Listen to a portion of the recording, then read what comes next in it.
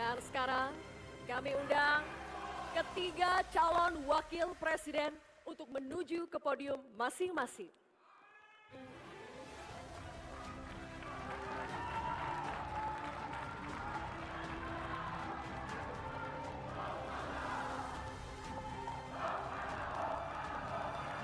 Oke, cukup? Cukup, kita lanjutkan ya. Langsung saja kita akan mulai debat keempat calon wakil presiden pemilu tahun 2024. Pada sesi pertama ini kita akan mendengarkan visi, misi, dan juga program kerja dari masing-masing calon wakil presiden.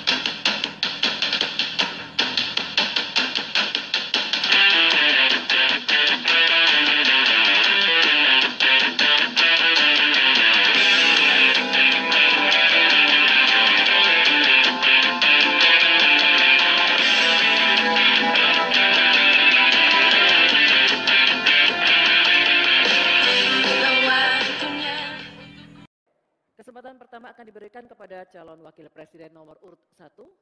Kami persilakan Bapak Muhaimin Iskandar untuk menyampaikan visi, misi, dan program kerjanya. Waktu Bapak 4 menit, dimulai dari saat Bapak berbicara. Silakan.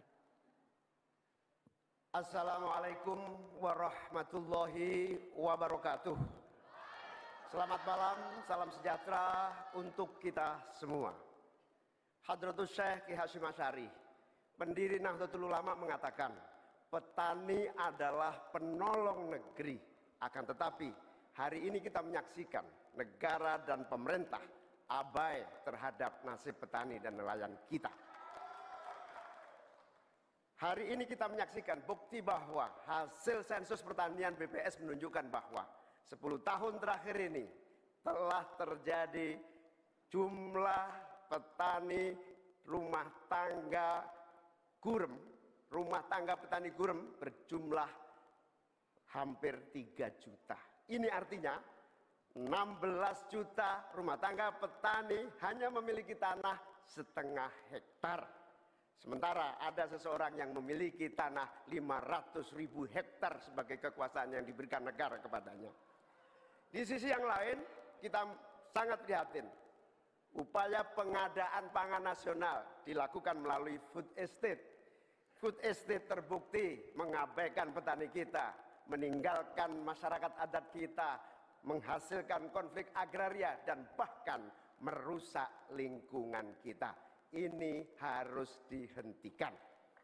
Saudara-saudara sekalian, krisis iklim terjadi dan kita menyaksikan bencana ekologi terjadi di mana-mana. Negara harus serius mengatasinya. Tidak hanya mengandalkan proyek giant sea wall yang tidak mengatasi masalahnya.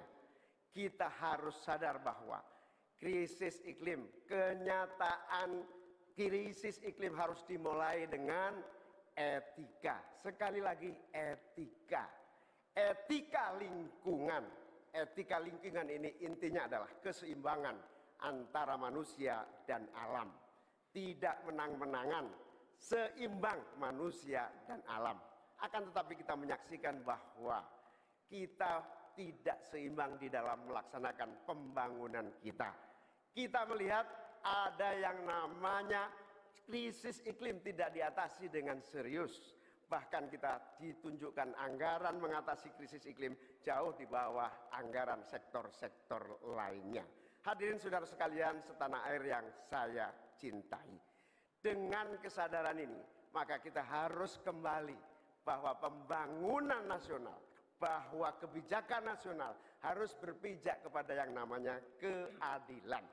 Keadilan iklim, keadilan ekologi, keadilan antar generasi, keadilan agraria, dan tentu keadilan sosial.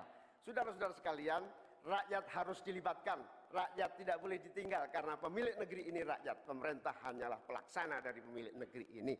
Oleh karena itu, desa harus menjadi titik tumpu pembangunan.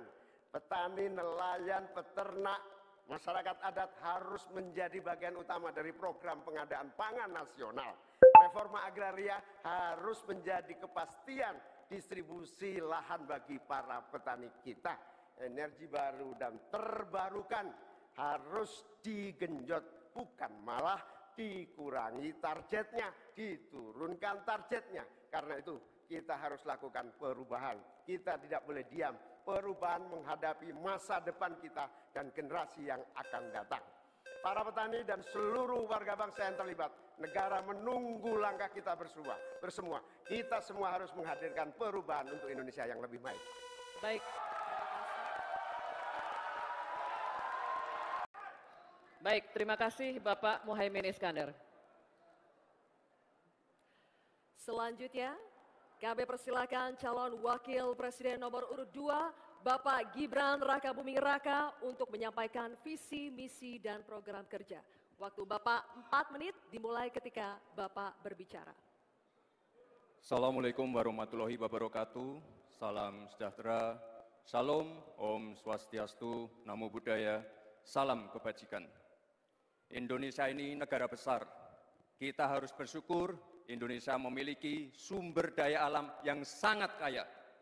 Di antaranya kita punya cadangan nikel terbesar di dunia, timah terbesar nomor 2. Oleh karena itu, program hilirisasi harus dilanjutkan dan diperluas cakupannya. Tidak hanya hilirisasi tambang saja, tapi juga hilirisasi pertanian, sektor maritim, dan juga hilirisasi digital. Intinya, kita tidak boleh lagi mengirim barang mentah. Untuk mengurangi ketergantungan pada energi fosil, kita akan dorong transisi menuju energi hijau, seperti bioaftur, biodiesel, dan juga bioetanol. Yang sudah dilakukan meliputi B35 dan B40. Potensi energi baru terbarukan kita juga luar biasa sekali. Bisa mencakup 3.686 gigawatt yang meliputi energi surya, angin, air, bioenergi, dan juga panas bumi. Oleh karena itu, kerjasama Pentahelix wajib untuk didorong. Bapak Ibu yang saya hormati, teman-teman sesama anak muda, jika agenda hilirisasi, pemerataan pembangunan, transisi menuju energi hijau, ekonomi kreatif, UMKM bisa kita kawal, insya Allah akan terbuka 19 juta lapangan pekerjaan untuk generasi muda dan kaum perempuan. 5 juta diantaranya adalah green jobs. Green jobs ini adalah peluang kerja di bidang kelestarian lingkungan.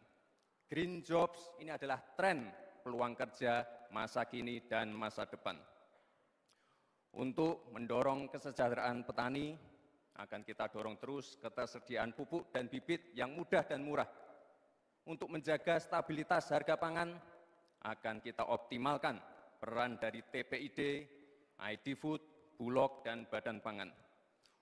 Untuk meningkatkan produktivitas para petani, akan kita dorong terus mekanisasi. Generasi muda akan kita dorong melalui smart farming. Agenda reforma agraria akan kita lanjutkan juga terkait kepemilikan tanah dan juga pemanfaatan tanah yang lebih berkeadilan. Program PTSL, redistribusi tanah, dan One Map Policy akan dilanjutkan. Anggaran dana desa sudah terbukti menurunkan angka desa tertinggal dan meningkatkan angka desa berkembang dan mandiri. Oleh karena itu, anggaran dana desa akan ditingkatkan sesuai dengan kekuatan fiskal di dalam negeri. RUU Masyarakat Hukum Adat akan didorong agar lebih berkeadilan. Karena sesuai dengan prinsip Sustainable Development Goals, yaitu Leave No One Behind. Narasi besarnya di sini adalah keberlanjutan, dan penyempurnaan. Terima kasih. Wassalamualaikum warahmatullahi wabarakatuh. Baik. Masih ada waktu Bapak? Masih ada waktu. Mau dimanfaatkan atau tidak? Baik. Oke. Selanjutnya kami akan persilakan calon wakil presiden nomor urut 3, Bapak Mahfud MD untuk menyampaikan visi, misi, dan program kerjanya. Waktu Bapak sama 4 menit dimulai saat Bapak berbicara. Silakan Pak Mahfud. Bismillahirrahmanirrahim. Atas berkat rahmat Allah yang Maha Kuasa.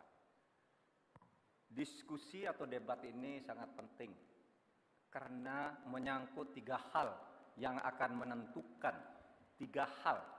menentukan masa depan negara kesatuan Republik Indonesia dan bangsa Indonesia, yaitu Tuhan, manusia, dan alam. Di dalam kearifan lokal, misalnya di Jawa dan Bali ada istilah Trihita Karana. Di Sunda, Jawa Barat ada Tritangtu, 3. Ada Trinitas, Trisakti, dan sebagainya. Di dalam kearifan lokal, bangsa Indonesia masa lalu sudah biasa melakukan langkah-langkah untuk memberikan perlindungan atas lingkungan hidup agar lestari. Bahkan konstitusi kita juga menyatakan bahwa sumber daya alam itu harus dikelola dan digunakan untuk sebesar-besar kemakmuran rakyat. Saudara, sumber daya alam kita sangat kaya, tapi pangan belum berdaulat. Petani makin sedikit, lahan pertanian makin sedikit, tapi subsidi pupuk makin besar. Pasti ada yang salah. Petaninya sedikit, lahannya sedikit, kok subsidinya setiap tahun naik? Pasti ada yang salah. Laut kita berlimbah, udara kita meracuni paru-paru kita. Investor masuk, industrialisasi terjadi, lingkungan rusak, rakyat menderita. Kemudian sumber daya alam menjadi sumber sengketa di antara rakyat dengan rakyat, antara pemerintah dengan pemerintah. Allah mengingatkan tentang ini dalam Al-Quran, Dhaharul fasadi fil barri wal bahri bima kasabat aydin nas liyudhiqahum ba'dad ladzi amilu. Telah terjadi kerusakan di bumi karena tingkah laku manusia di darat dan di laut. Ini ditunjukkan oleh Allah agar manusia sadar bahwa mereka telah merusak alam di negaranya yang dikuasai seharusnya oleh bangsanya. Saudara, saya katakan ini tidak mudah, tapi hanya 2 kuncinya, komitmen dan keberanian. Pada 16 Juni 2011, sebagai Ketua MK, saya sudah mengatakan apa-apa yang diperlukan untuk ini. Saya membuat vonis tanggal 16 Juni bahwa sumber alam itu untuk memihak rakyat ukurannya ada 4. 1, pemanfaatan. 2, pemerataan. 3, partisipasi masyarakat. Dan kemudian juga penghormatan terhadap hak-hak yang diwariskan secara luhur kita. Kami akan gunakan 4 tolak ukur itu. Tetapi saya tidak melihat pemerintah melakukan langkah-langkah apa sih yang diperlukan ini untuk menjaga kelestarian lingkungan alam kita. Maka kami punya program petani bangga bertani di Laut Jaya, nelayan sejahtera. Jangan misalnya seperti food estate yang gagal dan merusak lingkungan. Yang benar aja, rugi dong kita. Terima kasih. Assalamualaikum warahmatullahi wabarakatuh.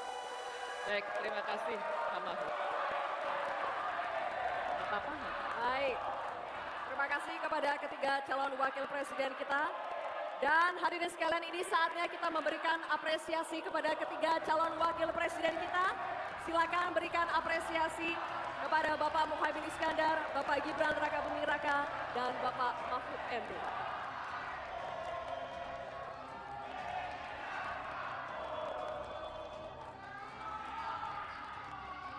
Baik.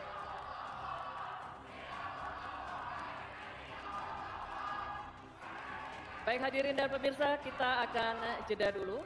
Di segmen berikutnya kami akan perdalam visi, misi dan juga program kerja para calon wakil presiden melalui berbagai pertanyaan dari para panelis. Tetaplah bersama debat keempat calon wakil presiden pemilu tahun 2024.